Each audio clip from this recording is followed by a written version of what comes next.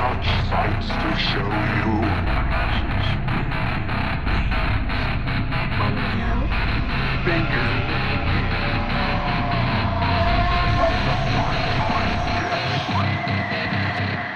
Surprise! We're back with Daymares podcast.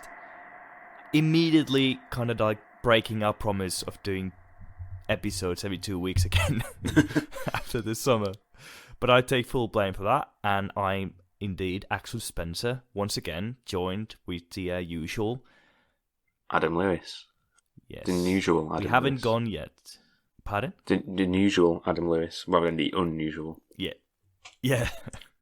We should add that at every episode.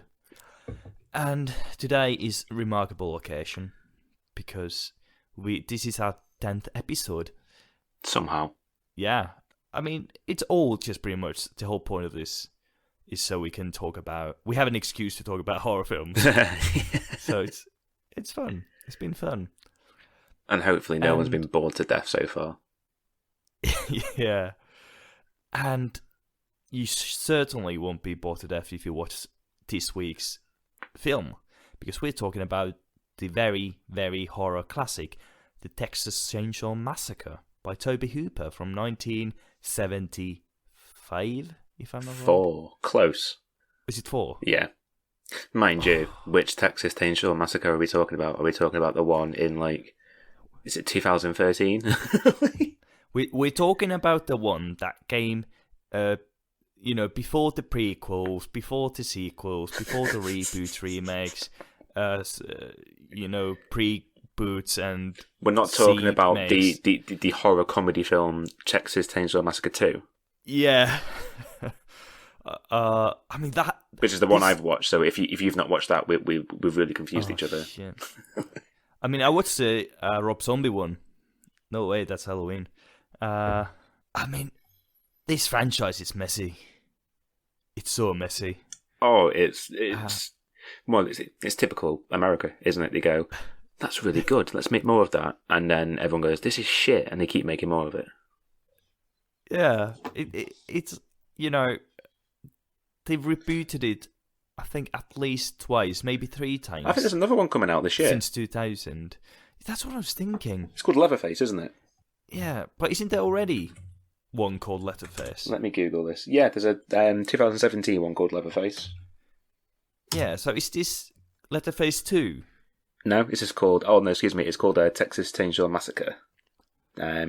Okay, so it's the same name as the original. Jolly good. We didn't learn anything from Halloween or thing. Directed by David Blue Garcia, which I've never heard of him before, so I don't know if he's actually any decent. Sounds familiar name, but I can't really attach anything to him. But so basically, we started with Texas Chainsaw Massacre. Then we got the comedy parody sequel. Then we got the third one. Wasn't the prequel yet? It was. I think it might have been. I think it was like the beginning. Oh yeah. I think it was. Yeah. So that's the prequel. Then we got the fourth one. I think the fourth one was with Matthew McConaughey and was Matthew Bridget McConaughey? Jones. What? Yeah, in 4. I think that's the one with Bridget Jones. Can't remember her name. Did not know. God damn it. Yeah, it's one of those horror facts where people go like, Matt McConaughey in Texas Chainsaw Massacre? Are you pulling my leg? But yeah, that happened. Oh, the Next Generation is in that one. Yeah, that was the 4th one in 1995. And who was the female lead? Renee Zellweger. Yes, Renee Zellweger. It's such a weird... Like, you wouldn't think of those two people being a Texas Chainsaw Massacre film. Oh, God. And, of course, after that, we've gotten... this is, like, where it started to get blurred to me. We've gotten reboot. It's called The Return of Texas Chainsaw Massacre. That one. Yeah. Which is so an awful reboot. Name. Then we got prequel to the reboot. Then we got prequel, I think, before that. Then I think we got another remake. And it's just... the timeline is messy. Like, eating a dead horse. You don't... Or eating a dead human. But, yeah, I mean... So, if you didn't know... Adam, you're here to tell us, to those people who have lived in a barrel, what is Texas Chainsaw Massacre? One of my great intros. Here we go for the film. So it's a film loosely based on a true story, I believe. I mean, it's like very loosely based on a true story about hillbillies in the back end of America who were kidnapping people, taking them back, skinning them alive, wearing their skin. So the Texas Chainsaw Massacre, loosely based on that, is about, is it 4 friends going on like a little camping trip across America? They stumble across this house, and what ensues is one of the most disturbing horror films, I'd say. I'd say more mainstream horror films, because I think I can immediately name more disturbing horror films than this. But in terms of like mainstream horror, this is definitely one of those films where people come away from going, right, okay, I've just watched one of the weirdest films I've ever seen. Just changed. Yeah, it's very heavy on the gore, and it's very heavy in its atmosphere as well, and it's a cult classic for a reason. So the clip we're about to play is the first death in the film by a lad called Kirk. So we'll play that now. Is anybody home? Hello?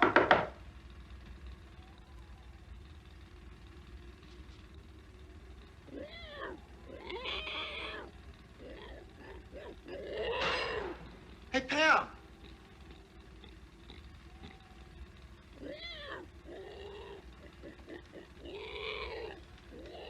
Hello?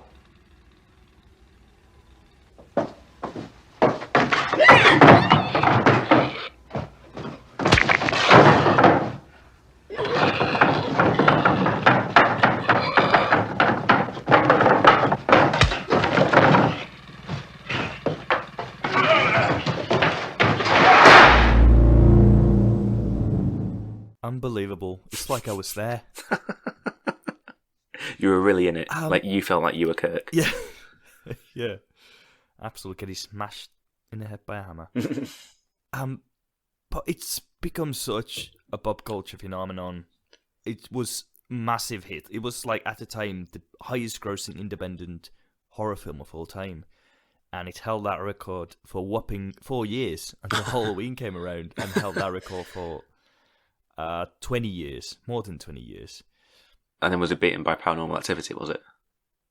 Yeah. Yeah, I don't think anything's ever going to beat that. Oh, hang on. Was it Blair Witch? Oh, it might have been. I think it was Blair Witch. Yeah. I don't know if Paranormal broke that record, but yeah, I don't remember where it went after that. But it's very interesting. Like you said, it's very unsettling. It's not as gory as people think. I mean, the first proper shot in the film is pretty full on. Yeah. It's literally two decaying corpses, like, melting in the sun. Yeah. But there isn't as much of it as people think. Like, the deaths aren't as gory. There's a lot of insinuated. It's not shown. It's just suggested that, bad things happening. And that's, like, the interesting thing is Tobe Hooper wanted to make this a PG film. That's why you don't see as much gore. What? Yeah. Yeah. How? How could he? Did he not write? I'm sure he wrote the script for it. How? I'm doubting myself now that I've said that. Like, how on earth can someone read the script and go, "Yeah, we can get this to be a PG"? I reckon. Yeah, I mean, imagine some kid sat there watching that film, and next thing you know, a guy's getting cracked in the head with a hammer. Yeah, that's why probably is it MPAA? They didn't almost let it go published as nothing else but X. But yeah, I think it's based mainly because, if your movie is rated R, it's already cutting off so much of the audience. So having PG, is much viewer friendly and makes more money. And, I think Tobe Hooper, afterwards, his horror films have been as well kind of like more, like, less gory. Oh, he's not made any, like easily. Like, I was looking at this after I watched the film, like, on his, like, if you go on Rotten Tomatoes, he hasn't had a stellar career.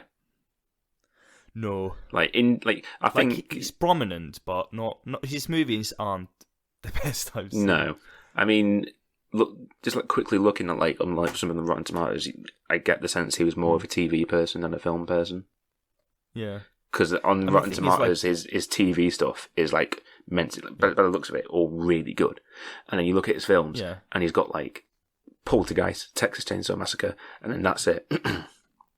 Then all the other I films think are the shit. problem- Yeah, I don't think he can like carry a story for like 2 hours or hour and a half. I think that's too much for him because it always feels to kind of like drag on and there isn't much going on. Like I watched Life Force several months ago now, and it's just like the thing Toby Hooper does best is visuals.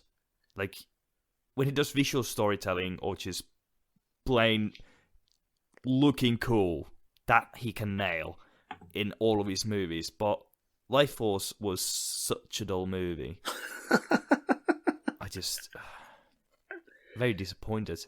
I always wanted to see it because it looked so cool from all the DVD and Blu-ray covers, but it was just really boring. Yeah, I know. Like he did Poltergeist as well, Yeah, and then I mean that's like I think not as classic. Like I know people of a certain generation when they hear Poltergeist, they think of obviously that little girl, but I think in terms of like nowadays, it's semi-forgotten. So really, Texas Chainsaw Massacre is like his only film. People can go look. Oh, that film's great. But I don't think he's remembered as one of those horror directors where people look at and go, he will go down in the history books. I think it would be more the film that will go down rather than him.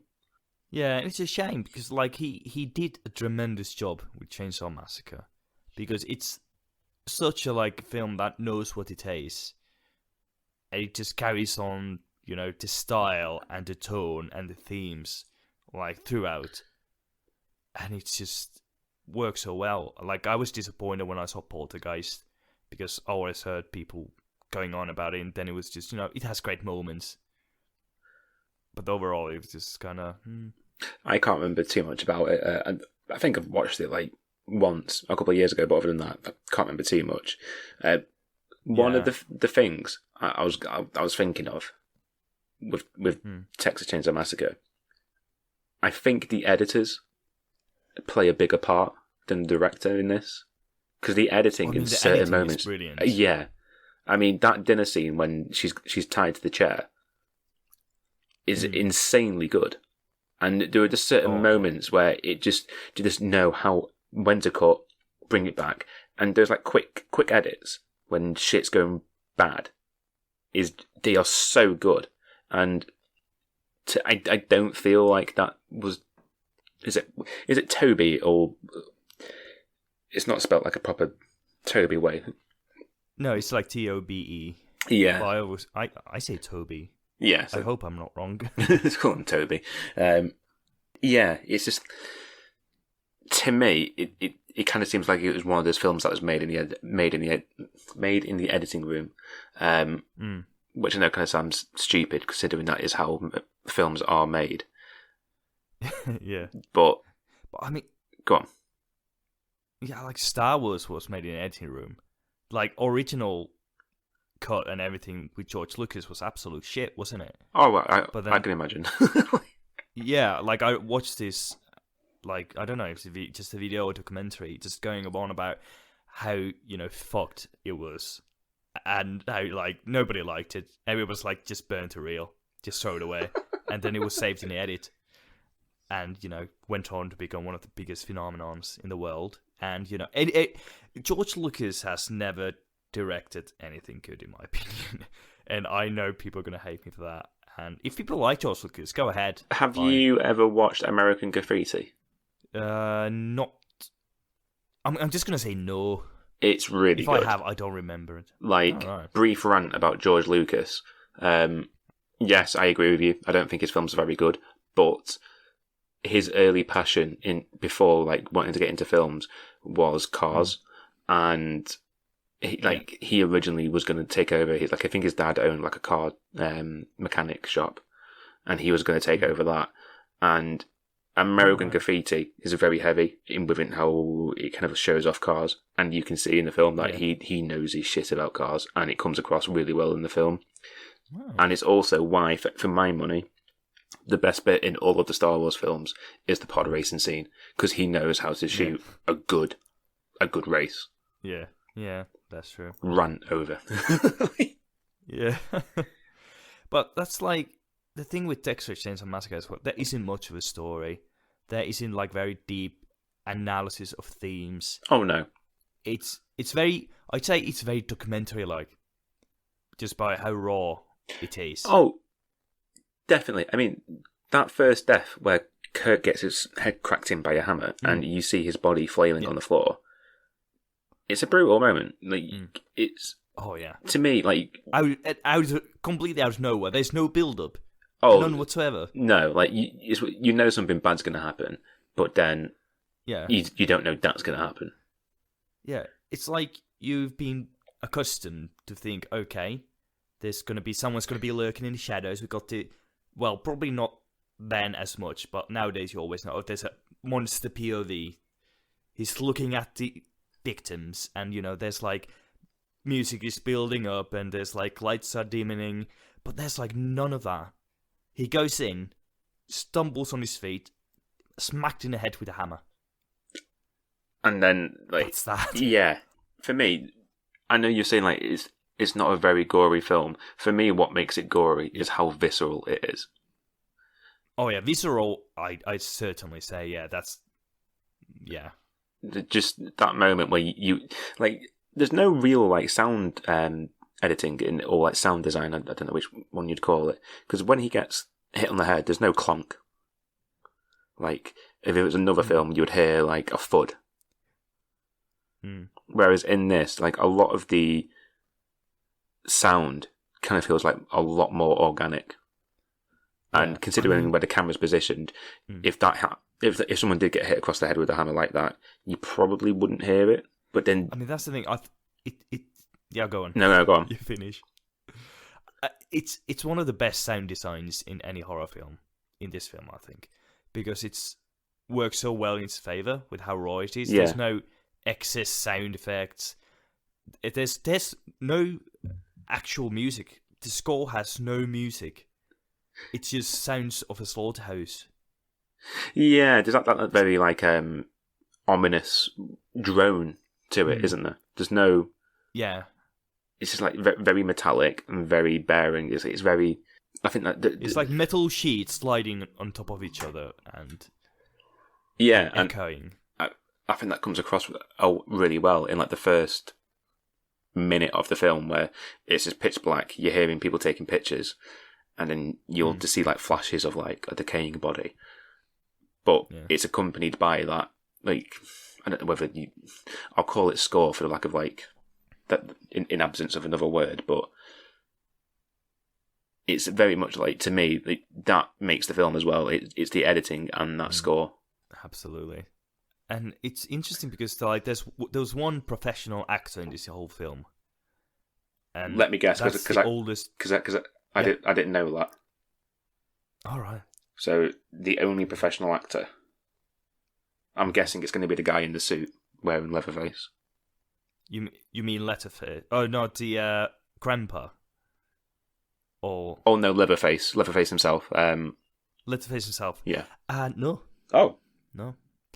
The only professional actor, from what I understood, was the oldest of the brothers. So that's I guess you could say, the sanest one, the one who owns a Barbie down the road, gas station. Oh, okay. He was the only one. The interesting thing though about Gunnar Hansen, who was Leatherface, is that he took his role very seriously. So he went to a school and murdered a bunch of kids. No.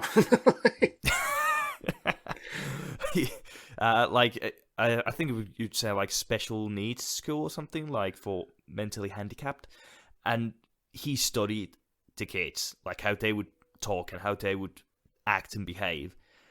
And apparently a lot of people like who were mentally handicapped have like complimented him and like applauded him for his performance or how real it is. Like, of course, people who are mentally handicapped don't murder Yeah. people like that. But like you can see it from his performance, it's not that stereotypical, what like a lot of comedy films do, especially in the noughties with Adam Sandler and Ben Stiller. It's not that kind of over the top performance. It's very kind of, you see Leatherface being kind of afraid and shielding himself from everything coming from outside. Oh, there's literally that moment where things like go wrong for him, and he curls up in a corner, and you can see him like he's afraid. Like he knows he's fucked up. He's done something wrong, and he's going to get a bollocking for it. Yeah, I mean I think that's what makes Leatherface fascinating as a character, because I don't remember which ones, but there's some of the remakes, prequels, sequels that turn him into a like remorseless killing monster, and I'm just like, they got the character completely wrong. Yeah, they don't understand it at all, and I don't care for that Leatherface. I think this Leatherface is scary because it's that kind of, it's not trying to be evil, it's not trying to like be scary and menacing, but it's just he lives in a different kind of world. I mean, you get the sense in this, like, it's not entirely him, is it? It's the family around him that have kind of pathed his way into this, and then now he's this person who goes around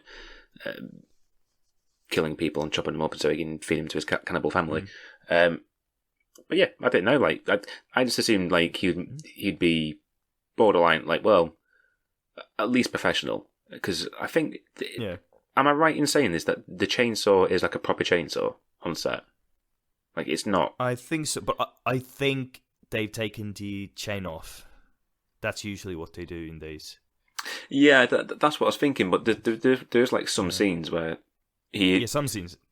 Yeah, like when he's cutting through something, then it's always on. But like, you have to be really careful with it. Yeah, because that's what I was thinking. If he was doing that, I can't imagine that's something they would just get an amateur to do.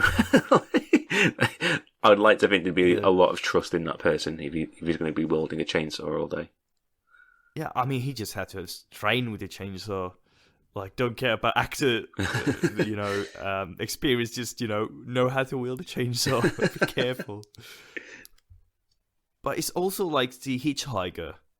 Like when you meet him for the first time, that's such an uneasy scene. Yeah. And apparently he took cues from his nephew, who apparently had been diagnosed with schizophrenia. Oh, right. Okay, that makes more sense then. Yeah, so it's really interesting to see those performances of these people who are mentally handicapped or, suffer from mental illnesses being portrayed by people who have witnessed these things and like taking the influence from there. It's not just kind of like, oh well, I've seen movies and this is how it's done. It's just actual part of it that makes it feel so real and raw. It's that kind of experience. Yeah, and I was thinking like the guy who plays Franklin, like I'm not 100% sure, but I'm guessing that person was actually like wheelchair bound in real life. I don't know. I actually don't know. Let's have a look. Okay, Paul A. Partain is the name of the actor. Let's see.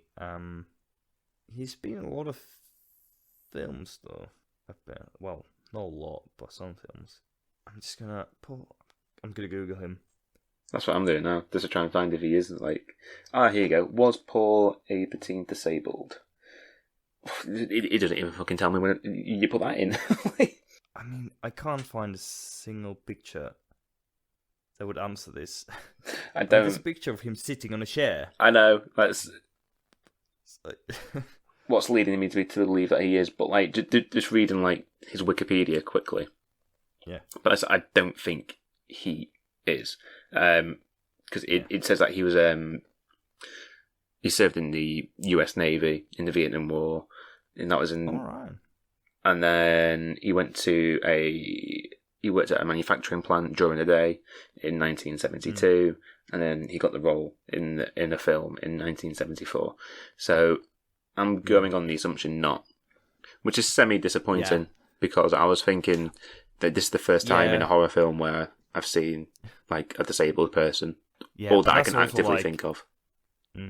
Yeah, it's like using disabled people for disabled characters, etc. Like different, people from actual minorities presenting characters minorities. That hasn't been a thing properly since the last few years, which is really fucked. But yeah, that would have been really cool. Yeah, definitely. Because that's what I was thinking. The moment I saw him in a wheelchair, I was thinking, when was the last time I saw... I mean, obviously, there's plenty of films about people in wheelchairs, but 9 times out of 10, the film is focused on them being in a wheelchair, rather than just them being a character. So I was thinking... Yeah, I mean, that's very interesting about this, yeah. Exactly. So I was just like, oh, okay, that's... Never seen a film that's done this before, fair play. And then, semi-disappointed. Yeah.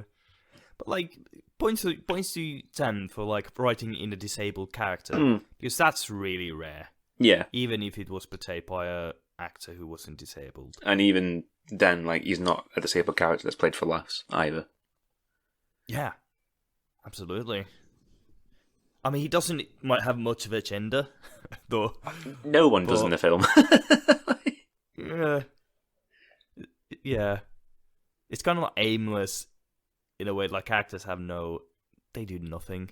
Yeah, I mean, they just want to go see their grandfather's old estate. Do you know when Hereditary came out, and I think it was someone describe it as like you can feel like the evil in the film. I think someone said that about it. I think it's the same with this one. It's a film that is purely based on that.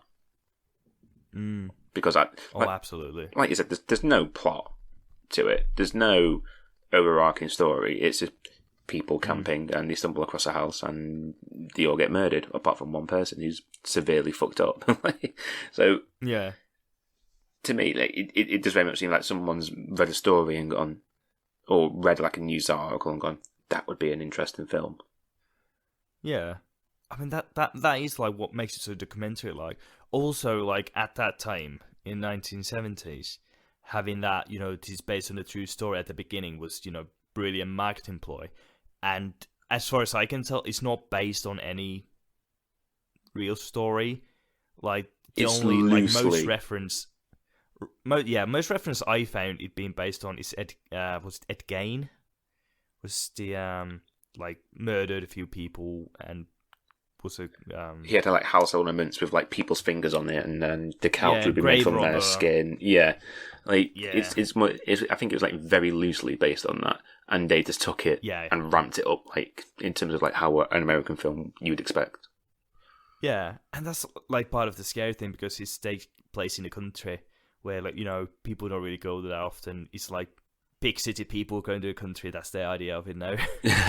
It's like people's idea of Sweden now is Midsummer. It's always daylight. Tourism. I mean, in the summer, yeah. It's always daylight. It's people, amazing. They try and kidnap American and British people so they can kill them brutally until one of them prevails. Yeah, one of them becomes the queen. I'll be sure to stay away from Sweden then. Oh, actually, we have this big celebration coming in a few months. You're going to come to Finland. If films have taught me anything, I'm going to say no.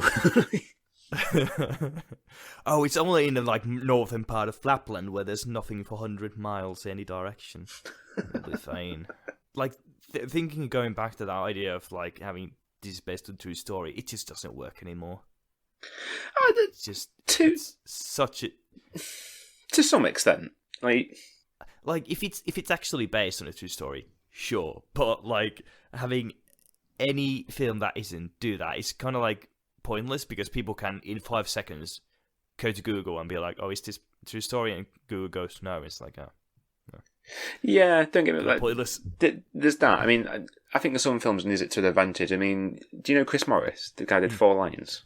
No. Oh, right, okay. 4 Lines is a big thing. In, I say a big thing. It's like a known film. People have seen it in the UK. Right. It's a film about 4 terrorists in the UK who plan to do a suicide attack in a London marathon. and it's a comedy. Okay. Oh. But that's the thing. You say that and you go, fucking hell, right? Okay, that's pretty risky. Like, Yeah. he does it really well. He does it respectfully as well, which is the odd thing because it's for Muslim men, and at no point are you watching it thinking this is racist. This is blatantly racist. Like he's taking the piss out of terrorism in the end, not the people's faiths, and he does it really well. And he made a film called A Day Shall Come, which the film starts off with the tagline based on hundreds of true stories. And that to me just like it's a good way to grab people's attention because the film, like he even said himself, it is a bit hyperbolic because it's not based on hundreds, it's based on dozens, where the FBI have set someone up to be a terrorist, and the film is that, and it's a comedy as well. I mean, with comedies, I think there's more leeway because Hitchhiker's Guide to Galaxy, the film version, starts with based on a true story, which I think is just. That's when it lost. After that, it's never been okay to use because it's that was the high point. But it's such a ridiculous film, as anyone knows who knows Hitchhiker's Guide to Galaxy. But that was just. But yeah, I'd highly recommend Four Lions. It is a great film. Yeah, I need to put it on my watch list. Sounds interesting for sure. Is the director? Is he Muslim himself? No. But he's very respectful. Like he's very intelligent. Like he did loads of research before making that film, and it comes across. But there are like great scenes in there.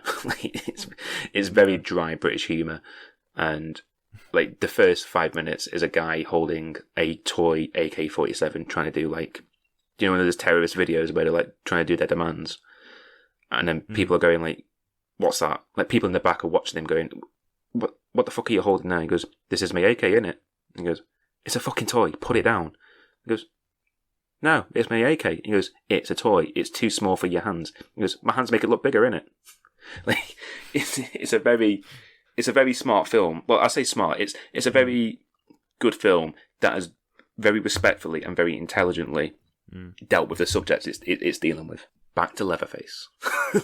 I mean, like you said, like they did the research. That's it shows in the performances really well in this film. Like you can always tell, like when people do their research, like Robert Eggers, like that guy.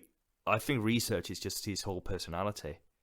Oh yeah, I think that's all he does. Yeah, definitely. And it just shows in his films, and I think Texas Chainsaw Massacre is authentic to a point of like Witch or The Lighthouse.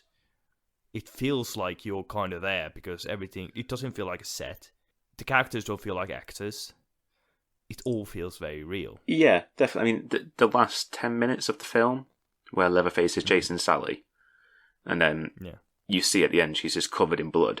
Like, to me, that's like, obviously, I didn't know that these people weren't professional actors. That baffles me. That she wasn't an actor. Yeah. Because those last like 10 minutes are like they're Oscar worthy. I mean, of course they might have done some small things, but like not really professional level, which was pretty much the thing. Like, it's a horror film from 1974. Of course they're not professional. With like $100 grand budget. Yeah, and even that, like most of that came after the edit.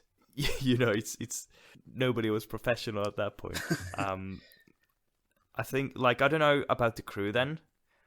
Like, the cinematography is amazing in this film. Yeah. Like, there's such beautiful shots in all this, visceral rawness. Like, the close-ups on the eyes. I love those. Amazing. Yeah, definitely. I mean, like to me, like the best moment with the cinematography is when Sally goes into the living room and she has like that chicken in the cage. Yeah. That to me, just that entire moment there is so well. It's so well shot. It's so well placed, and it just screams to me like it's just people who like just go, right, okay, we need to do this. Let's get it done. There's no fucking around. Yeah. And just that entire scene to me is so good, and it's so disturbing. Because there's that shot of the couch where you're looking at it from like Sally's perspective, and it's just like a couch made of bones and skin, and it just like it's like you said before. It's like it's very documentary-esque, and it just puts you in that position straight away. Yeah. you're there with that character. I mean, to me, the moments for the film where I don't quite feel that's the case, but there are like heavy moments like that where you are with that character. You are looking at that couch, and you are screaming. Well, I wouldn't say you are screaming, but yeah, and everything flows so well. When I watched it, I didn't really pay attention to the camera work or editing in a way. I'm like, oh, that was a cool edit. Or like it was just basically just being mesmerized by it all. Like there wasn't just this massive kind of like mesh cuts or pan edits or anything. It just flowed so naturally. Yeah, and to me, like I don't know whether this is intentional or whether I'm just like connecting dots that aren't there. But there are like a handful of moments that harken back to like classical horrors. Like there's a bit where Sally finds the person in the freezer. That to me just reminded me of the cabinet of Dr. Caligari. I don't know, but of course horror is kind of littered with references to old horror, isn't it? Oh yeah, I mean, like you're always bound to find something. Yeah, definitely, and that's the thing. Like I think that there are times where you're watching something and you don't quite know whether it specifically referenced that because it wanted to, or if it's done it by accident. Yeah. But it's also like it often, I think, is kind of downside on horror because it can. There have been a few horror films that I was really drawn out because they had so many references. Mainly, the most recent remake of Halloween. It just really pulled me out when it was constantly referencing itself or like the original, with the same lines and everything. It was just kind of like, oh, come on, and like Cabin in the Woods. As the same, like, of course, that's the whole shtick. I've not even watched it. It's I know of it. Like, I've seen the ending to it, and yeah, it's. I'd say it's just Sweden film in kind of like not the best ways. It's the Ready Player One of horror films. Yeah. Like it's just referencing everything. Like I don't like either of them. it's just referencing everything it can. I mean, yeah, I quite like Ready Player One, if I'm going to be honest. But yeah, we talked about this. I've given you a very stern talk to about this before, haven't I? But Cabin in the Woods is just shit. But yeah, that's it's like even the references in this film, like you don't really pay attention when kind of like you don't point at the screen like Leonardo DiCaprio, kind of that's from Dr. Caligari. It's more like fits in. Yeah, very much goes with the flow of the film. I'm gonna do my classic, but actually there's a bit that I didn't like moment now. We needed like a little jingle for this bit of the podcast every time. Just have it as like a groan. It's like So the bit where Sally goes back to the gas station and she meets the older brother, and when he comes back, like he goes, "Oh, right, just stay there. I'll be back in a minute." He comes back in the truck and he has like a bag with some rope in it. Yeah, and then she grabs a knife, and I'm thinking, right, okay, this guy hasn't got much. You can just stab him. Like if.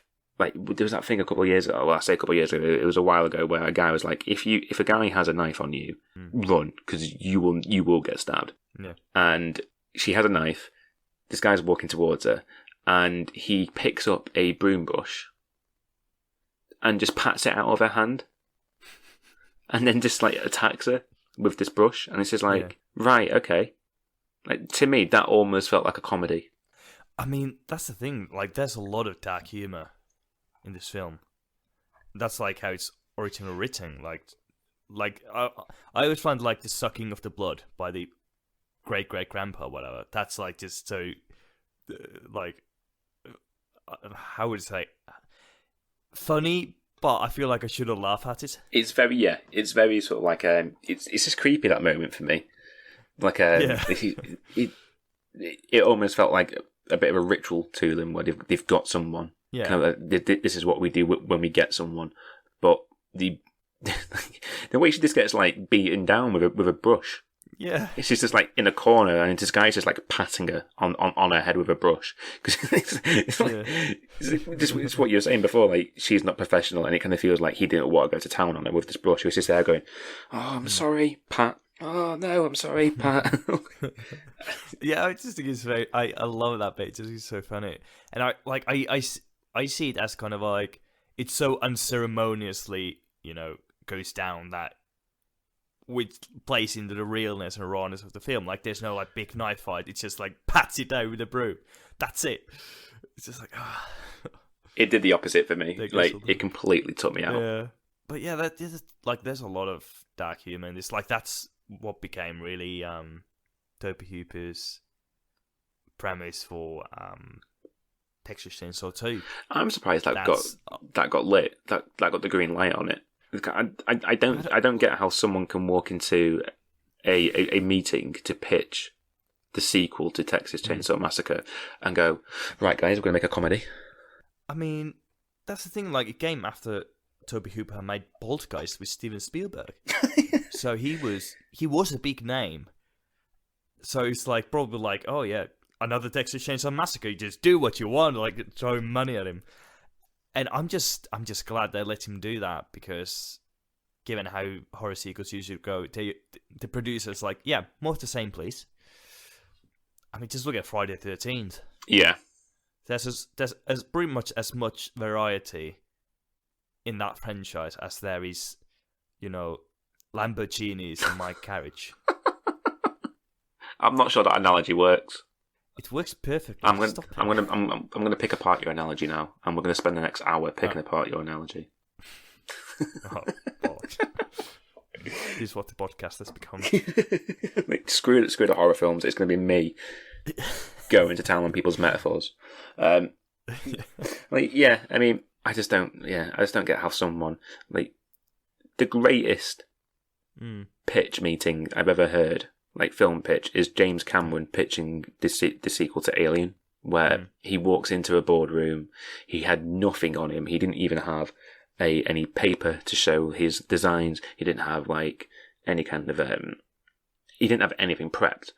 And he walks in the room, writes Alien on a chalkboard, puts an S on the end of it, and then puts 2 lines through the S so it's a $sign, and that was it. That was his pitch. I just imagine all the producer executives standing up and giving a standing ovation, just like yeah. I'm just imagining someone sat there going, right, okay, Alien dollar. Yeah, $30 million. Here you go. Yeah, I mean that's like reminds me of this. Bill Hader was doing a press tour for It. I think it was Conan O'Brien. He's like joking, like, the new It, because It 2, it's It's. Just instantly make me. There's like every horror movie just add S to the end, like the things, The Shining. Yes. Shinings, yes. Never mind about Doctor Sleep. Shinings. The Shinings, where a team of Marines go back to a hotel. No. Oh, dude. We've got to pitch this to Universal. Screw Ewan McGregor. Just get like a team of Marines going back to the hotel. But yeah, I don't get how someone can just walk into a meeting room and go, here's the one of the most darkest American horror films ever, and we're going to turn it into a comedy. Yeah. I don't get how someone can go. The new poster is Breakfast Club, but with the Sawyer family. Yes. Yes, was it? I don't think it was given like a massive budget, but I think it was given like $4 million or something like that. So, yeah. I just. I don't really know the story, but I don't know the story how that all came to be. I haven't seen Texas Chainsaw Massacre 2, which is a big omission for me, but yeah, just need to get my hands on it somehow. I wouldn't watch it. I've never watched it. I've never watched it, but I don't think I'm going to go out my way to watch it. I think it's one of the films I want to watch, because one of my mates has told me, you should watch this. I'm like, okay, I will. I think your mate hates you then. If they're recommending this film. I mean, he likes M. Night Shyamalan. Oh, okay. So, is this the same person we were talking about last time? Yeah. I'll disregard their opinion. I only have one friend who likes M. Night Shyamalan. No, but he's brilliant. Like, I made my latest short films with him, so he's a brilliant mind for horror and films anyway. But we do have a disagreements, but then again, I do trust his opinion, just like with you. You can just when it comes to making film, you can trust him, but when it comes to recommending films, I'd probably keep him at bay. I don't know. I mean, I watched can't say this word. Hereditary. Yes. I watched that mainly because like I wanted to see it before, but he recommended it, so I was like, okay, gonna watch it. Same with Witch. That was also his influence. So he's not all wrong. Yeah, just let me stress, just in case this person you're talking about is listening to this. I am joking. Please don't come and find me. Yeah, we only talk shit about the people of like each other's friends when we like go off the air. Oh yeah, like, off the air. I air. can't believe you're such a off the air. Aksel slagging everybody off. Oh yeah, mums, sisters, nannies. Specifically nannies. Pets. Yeah, specifically. Like fuck them. Nobody deserves to be that old and loving. Fuck them. I'm not going to say what I was going to say. Like, I don't think YouTube would allow it. We'll save that for off the air. That's the Daymares podcast after dark. But yeah, this going back to Texas Chainsaw Massacre, it's kind of become a massive phenomenon. Leatherface is one of the like 4 cornerstone villains of horror. You got your Leatherface, you got your Michael Myers, Jason Voorhees, and Freddy Krueger. Yeah, those are the 4 cornerstones. It's like that specific 10-year period in like American horror cinema where you've got like from like mid 1970s to mid 80s. Yeah, you've got that those little films that, well, I say little, but those films that have come out and people have gone, oh shit, we can do something there. Those films, like those characters, I'd say more so, made horror bankable. Because people kept going, they wanted to see the villain, like the monster, kill all these, what later on became like horny teenagers, because it was just fun. That's why I think the Dead Meat Kill Count series is so popular, because people just want to see the kills. It's just fun, and that kind of became an arms race for horror filmmakers. Like, how can we make these kills fun and inventive and new and bloody? It's just that can be insane. The tagline to your next film. People want to see the kills. It's fun. Oh, I mean that kind of sounds like kind of Videodrome. People want to see the kills. Yeah, and like I haven't seen Censor. Probably not going to see for a long time because fuck Finnish cinemas who don't take in these great horror films. At least the bigger ones. I'm sure there's some smaller ones, but there are no small cinemas in my kind of hometown, so I'm not going to see that. Not going to see Censor for a while. It's a great film. Oh, just don't. You did it. But yeah, like I'd say Leatherface really started this phenomenon. Like, of course, Texas Chainsaw 2 didn't come out until, was it 86? Yeah, it's like 12 years later or something like that, wasn't it? Like 10, 15, yeah. somewhere around there. Yeah, but we had like Halloween 78. And then Friday the 13th, 1980, Nightmare on Elm Street, 1984. Yeah. So kind of like, I don't really remember any prominent horror villains before Leatherface that weren't part of the like gothic Can I blow tales of oh, like right, vampires okay. and mummies. I was going to say, can I blow your mind and say Dracula? and Frankenstein. Yeah, but like there weren't really, like, do you remember horror villains, like modern horror villains before Leatherface? No, because I wasn't. No, because I wasn't born in the 70s. I'm sure you've seen movies from before. I mean, in that sense, I mean, obviously you've got like Hammer horror going back from like the 30s, 40s, 50s, and to a lesser extent in the 60s, and they had like a big push where it was like, right, okay, let's try and get a franchise out of this. That's why you've got like umpteen million different Frankenstein films. Yeah. That's why you've got umpteen million different Dracula films, Wolfman, and everything. Yeah. So I mean, going back before, I'd say in terms of modern, I mean, before then there was no. In terms of that, there was just no modern horror.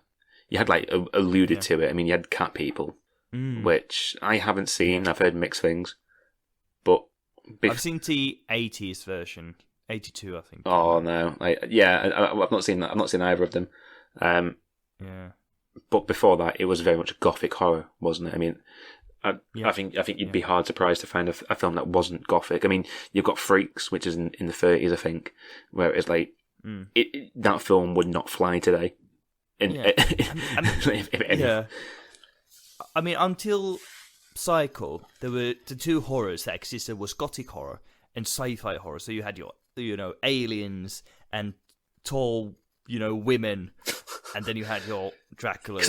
As we all know, tall women are very scary. Oh, they're fucking scary. Have you ever dated a woman taller than you? I have. It's fucking scary. Oh. Was it scary? I'll say yes just to keep with the podcast. Just to run with the joke. But yeah, like those were the two horrors, and that like Psycho kind of changed that. But of course, same year came out Peeping Tom, which is the English equivalent of Psycho, pretty much. That they're all kind of like most people don't know Peeping Tom. I'd like to think people don't know a Peeping Tom. Like, I don't think anyone, like, if you're not a big fan of horror, you probably Oh, you mean the film and not a Peeping Tom in right? Okay, sorry. Yeah, the film. I mean, I was going to say this just to be that dickhead. Some people would argue that Psycho is a British film. I mean, yeah, for sure. I mean, I wouldn't. I can't stand Alfred Hitchcock, but go on. Yeah, but yeah, there was kind of like change of wind with horror after that. Of course, I think horror really, because there was a lot of supernatural horror in the 70s. We came up with like, and late 60s with movies like Rosemary's Baby, and you got Exorcist, and it's. I think for me, my favorite kind of horror kind of started out in the late 70s. Or like mid 70s forward. Yeah. It kind of started to become kind of like cosmic and, I don't know how to explain it. But it really, like, I think Texas Chainsaw Massacre would like also kind of like changed horror in a lot of ways. Oh, definitely. I mean, that was my point. I think it showed people where the line is. Like, this is what you can get away with. Yeah.